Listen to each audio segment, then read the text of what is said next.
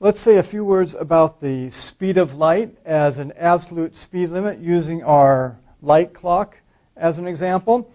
Remember, we derived our expression for the Lorentz factor gamma in this form, 1 over the square root of 1 minus v squared over c squared. Clearly, there is a problem here if, remember, v is the relative velocity between two reference frames, two inertial reference frames. We've been using Alice and Bob. So if Alice is stationary, she sees Bob perhaps go by in a spaceship at velocity v, according to her lattice of clocks and measurements. And then Bob could be in his spaceship, could imagine, really, he could be stationary. You could see Alice receding behind him at negative velocity v, according to his lattice of clocks and measuring system. So v is the relative velocity between the two reference frames, c the speed of light, of course. If the relative velocity between two reference frames is c, if Bob is traveling by at the speed of light compared to Alice, and Alice measures Bob at the speed of light, look what happens, of course. We've got c squared on the top, c squared on the bottom. This is 1. 1 minus 1 is 0. Square root of 0 is 0. 1 divided by 0 is infinity. Gamma becomes infinite. So that's a hint right there, a very strong hint, that something either can't go at the speed of light, or we have problems with our theory. And since the theory has been well verified, we say, okay, this must be an absolute speed limit, that nothing can actually get up to the speed of light. You can do further calculations with this that really go a little bit beyond our course in terms of the amount of energy needed to take a massive object, anything with mass, and get up the speed of light. And you find it essentially infinite energy is required. So there are other arguments, too, for why you can't get there.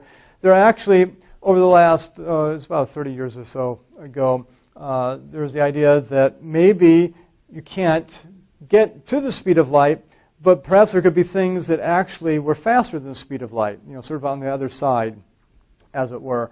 And they were given the name tachyons. There was some theoretical work done on them, some development to figure out whether this would actually work out. The theory ran into some insurmountable problems along the way eventually, and therefore was discarded. But for our purposes, certainly, the gamma factor, the Lorentz factor, is indicating can't get up to c. You can get close to c, in which case gamma becomes very, very, very large, but you can never quite get to c because then it becomes infinite. Now, let's see how that factors in with our light clock example. Remember, from the light clock, we found that the elapsed time on a moving clock, if I'm observing here, we've got two identical clocks. Maybe Alice is here with me, and we see Bob going by with his light clock, and we compare the two. The light that we see in his clock has to travel a longer distance than the light in our clock, and therefore his clock ticks longer. I should really say ticks slower. Each tick takes a longer time to go from here in this diagonal path versus our just up and down path with our identical light clock. And therefore the elapsed time on a moving clock is less than the elapsed time on our identical stationary clock. So this is us observing Bob's clock going by. Remember, for Bob, his clock, he's just sitting there with his clock. It looks fine to him, and he's viewing our clock as running more slowly than his. And again, it all goes back to the two basic principles that Einstein enunciated, and the fact that simultaneity and clock synchronization is relative. But just to remind ourselves, time dilation. Elapsed time on a moving clock is less than the elapsed time on an identical stationary clock. Here was the formula. So again, delta t, the elapsed time that we'd measure in the lab, is gamma times the elapsed time on the rocket clock. So the number of ticks on the rocket clock, maybe we get 10 ticks on the rocket clock as we see. The number of ticks on our clock, depending on gamma, might be 20 or so if gamma was 2 in that case. The moving clock would run more slowly. Or just to reverse the equation here, the rocket clock, the elapsed time on the rocket clock is going to be less than the elapsed time on the lab clock by the 1 over gamma factor.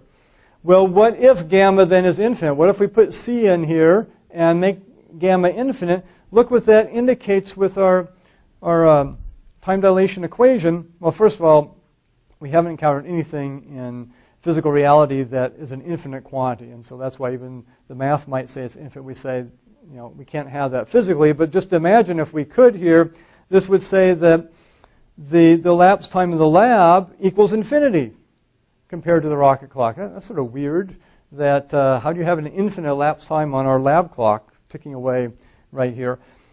Get a little more insight perhaps with the second equation that this says the elapsed time of the rocket clock 1 over gamma times the lab clock. So whatever the lab clock is saying, 1 over infinity, if this really is infinity up here, that's just 0. It's saying no matter what the lab clock says here, the rocket clock is 0. In other words, the rocket clock never moves. As the lab clock is ticking away very nicely, we're looking at here, it's ticking away nicely. If Bob was moving by in his rocket with his light clock there, and he was moving actually at the speed of light, we would see his clock as never ticking at all. It'd just sit there. It'd be frozen. Time would be frozen as far as we would see his clock going by according to our lattice of clocks. In other words, we'd see him going by, and our lattice of clocks would be there. We could take flash photographs all the way along our lattice of clocks and look at those photographs later and see what Bob's clock said along the way in each of those cases.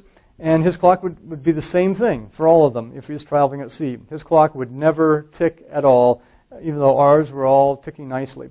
And we can see that geometrically a little bit with our light clock diagram here. Remember, this is like 3 snapshots of the light clock. Snapshot 1, snapshot 2, snapshot 3.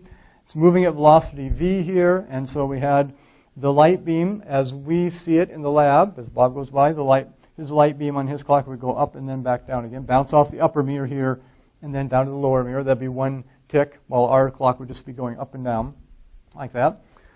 Well, think about what happens if v equals c. So if we say, just do this even in orange here. So we'll say v equals c. What happens in that case, sort of geometrically here?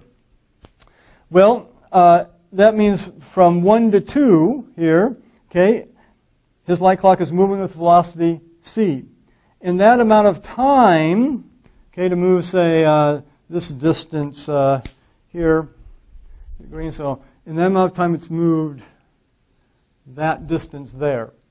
So, to get to this position too. So if this light beam here is traveling up toward the upper mirror, how far has it moved? Well, it's moved the same distance. So if we sort of spin this up here like that, that's where that light beam would be at that instant. When the light clock gets to position 2, it's moving, we're assuming it's moving at velocity c, speed of light. It's moved to here. The light beam heading up to the upper mirror can only go that far.